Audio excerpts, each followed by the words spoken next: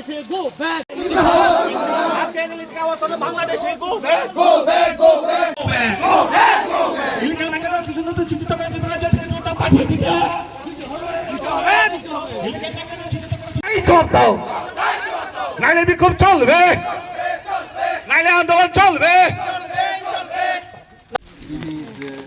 প্রতিনিধির ওখানে দিকে মেমোরিয়াল না বললাম মেমোরিয়াল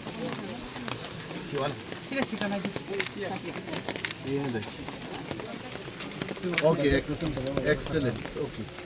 मॉडरेट नहीं है सब